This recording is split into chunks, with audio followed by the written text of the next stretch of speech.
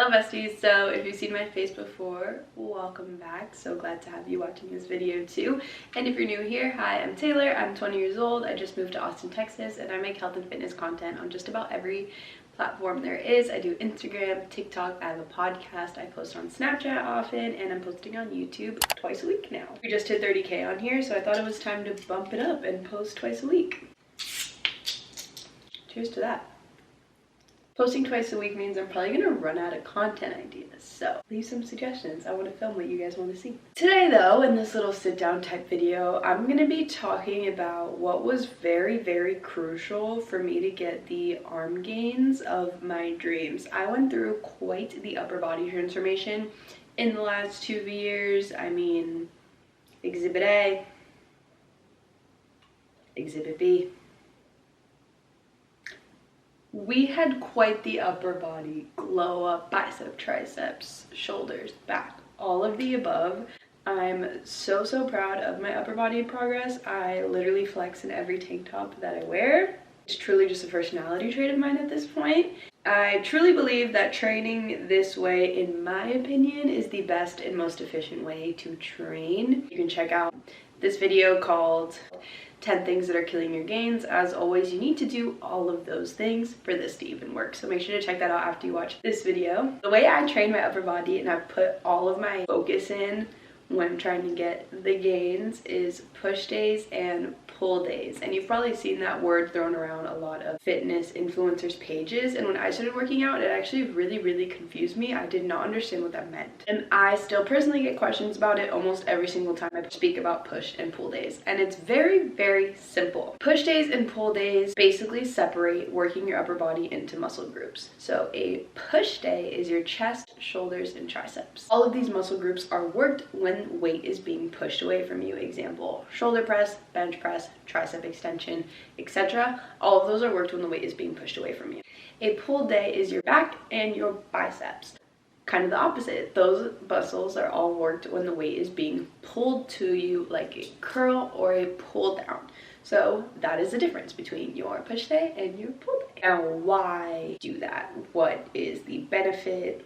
Why group them together? All of those muscles work together when doing those movements. For example, all types of pressing movements are going to work basically everything. Obviously, you can throw in your isolations for each muscle. Same with back day. Rows, all pull downs are going to engage some of your biceps. If you're grouping everything into all the muscle groups that work together, this means one, you'll get the nastiest, juiciest, biggest pump you've ever seen in your life because every single thing is being fatigued.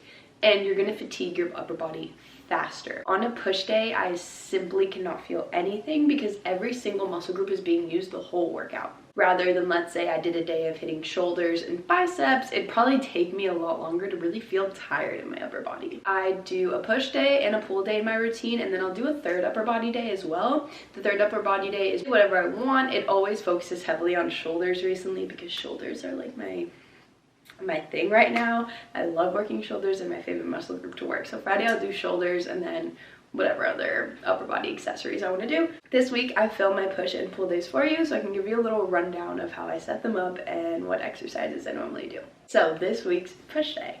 I start all of my push days with bench press. That is my main compound lift of my push days. So I always do bench press. I alternate each week between doing a high rep bench press and a low rep. This week for my push day, it was a lower rep day for me, so I did 5 by 5, working up as heavy as I can. Getting a heavy bench is a really big goal of mine, so I'm pretty much pushing to almost failure. I like having Sam, my spotter, with me because that allows me to do that. I know benching can be a little bit scary if you don't have a spotter. Ask someone in the gym to spot you because going close to failure is going to really help increase your bench press strength, and if you get your bench press strength up, pretty much your weight for all of the other lifts in your push day is going to go up as well.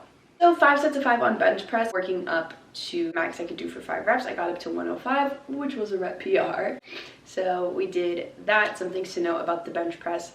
You want your back with that slight arch. You want to take a deep breath, hold your breath, and try to hold the breath the whole time. I used to breathe in and then breathe out on the way up. But I heard from Jen Thompson, she's the best female bencher like ever. Her bench is insane, so I trust her with my life when it comes to bench press. She said actually when you breathe out, you're kind of letting your chest concave by letting out the the air, and you want to keep that flow and you want to keep it strong. So I actually hold my breath during my reps, and that's helped me too. You also want to make sure you're pushing off your feet. Pretty much everything coming up now will be high rep. I'm very into high rep on upper body days. I feel like it really helps with like hypertrophy training. My bench is where I do the strength variations, and then I went into another variation of a bench press. I did an incline bench on the Smith machine. This was actually new to me. I like incline benching with dumbbells.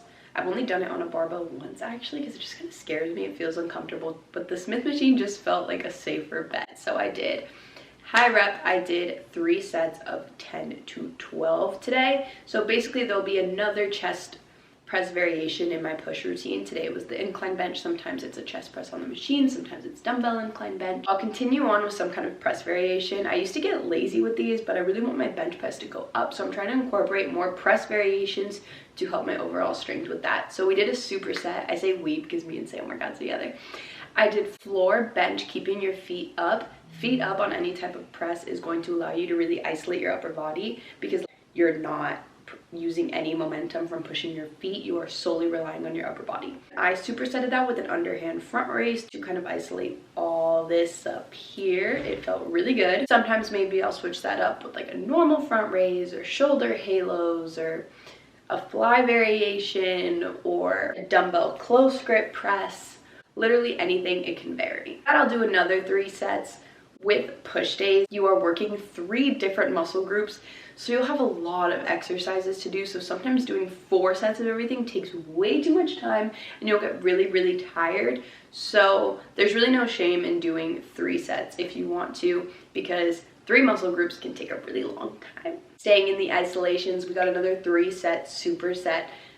For this workout, I did incline flies with lateral raise. Again, this could be another fly variation. We can do it flat, we can do it on the pec deck, we can do it with cables, whatever. And then lateral raise are honestly a go-to for me. Almost every single push day I do lateral raise. And the reason I'm only doing lateral raise and not something like a dumbbell shoulder press is because recently I've been going very heavy on my shoulders on Fridays. So I like to do lighter shoulder work on my Monday push day and focus on my chest and tricep. After that, my push days basically always end with a bunch of tricep work. 3 to 4 sets depending on how many tricep exercises I do. If I'm only doing 2, maybe I'll do 4. If I'm doing 3 tricep exercises, maybe I'll do 3 sets. It depends how I'm feeling after all of those movements, how much I got left in the tank. I'm pretty much always doing a rope push down. That's a staple for me. I feel that just isolates the tricep amazingly. Sam gets me to do dips. I hate dips, but dips are really good for you. I'll also do things like tricep kickbacks with dumbbells, reverse grip push downs, tricep push downs on the machine, skull crushers, a variation of the sort. The whole entire workout after I bench is pretty much going to be in the rep range of 10 to 15, almost failure on everything.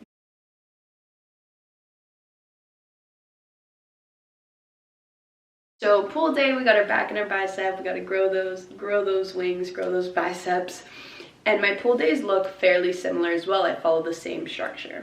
My pull days always basically start off with a heavy row. Recently, I really have been into the machine. You sit, it like supports your chest, and you pull back. I go really heavy on those, but I still do high rep. My whole back day is high rep. Unlike my push days, personally for me, I don't do anything low reps. For back day, personally, the lowest I'll go with reps is 8. Because I'm not really training my back for strength, I'm training it for like aesthetics. For this workout, I did 3 sets because we were going to go for a long time, but sometimes I'll do 4. It really depends on how I'm feeling. Then I will go into lat pull downs. I never really do lat pull downs first. They're always like my second exercise. I just feel like I'm nice and warm and ready. I also do these as heavy as I can for about 10 to 12 reps. For this workout, I actually did it on a machine and not a cable, so that was new.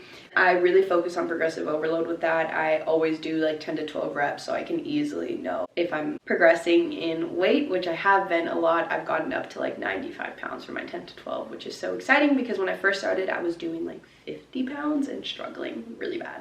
And a key thing with back day, especially pull downs and stuff, have someone assist you. Even with the rows, having someone assist you past failure is like... Then we did another superset. Supersets, similar with the push day, always come toward the end of the workout for me. I don't really start with a superset. The next one we did was seated cable rows with rear delt flies. As you can see with back, I'm using like a bunch of different machines. I feel like that just targets each little muscle. You're not leaving any muscle group neglected. 10 seated rows, and then I did AMRAP rear delt flies. I like doing rear delts. Do you guys think rear delts is back day or shoulder day? I do it on both. That one used to confuse me because it kind of looks like a pushing movement, but if you think of it, if you thought about a band in front of you, like if you were holding a rubber band, you would be pulling the band. So it's still a pull. That one used to confuse me. And that was another 3 sets of 10 to 12 each. Again, high rep. To finish off, I did single arm lat pull downs with the cable. We just had a little extra energy in the tanks. We wanted to use it. Single arm stuff is very important. This is just gonna make sure you're not leaving anything imbalanced. These went fairly light. It was basically just a burnout for my back, 3 sets of 10, nothing crazy. Then I always end with biceps. It's really just any curls variation. Sometimes I don't even count the reps. I just do it till it really hurts. Yeah, I'm kind of bad with that. I don't focus on my biceps too much. I probably should, but I'll rarely count reps. I'll literally just do random curls for a pump because, like I said, they work together with your back, so you're probably getting good bicep work by putting your all into a back workout. Some other variations I'll do, let's say instead of the seated row, maybe I'll do dumbbell rows. Maybe I'll do another variation of a cable row, T-bar row, anything like that. Rear delts are always a staple on a back day, but you can also do those on the pec deck with cables. You can switch that up. Those variations switch all the time. And that is how my push and pull days look. Maybe with that explanation, if you go onto my page and look at push and pull days, they might make way more sense to you of why I'm doing what I'm doing. The results and the transformations don't lie. I truly believe push and pull is the best way to see effective hypertrophy in your upper body, especially doing them high rep till near failure. Structuring my workouts like that are pretty much how I really transformed my upper body in the past 2 years. I have seen crazy results, and I think I'll be staying with this split until I ever stop weightlifting, until I can't go to the gym anymore. It works the best for me, and I think it'll work well for you too. Thank you guys so much for watching. I'll be back next week with a new video. Make sure, like I said, to leave suggestions of what you want to see on this channel. Make sure to follow me on all of my socials, and I will see you next week.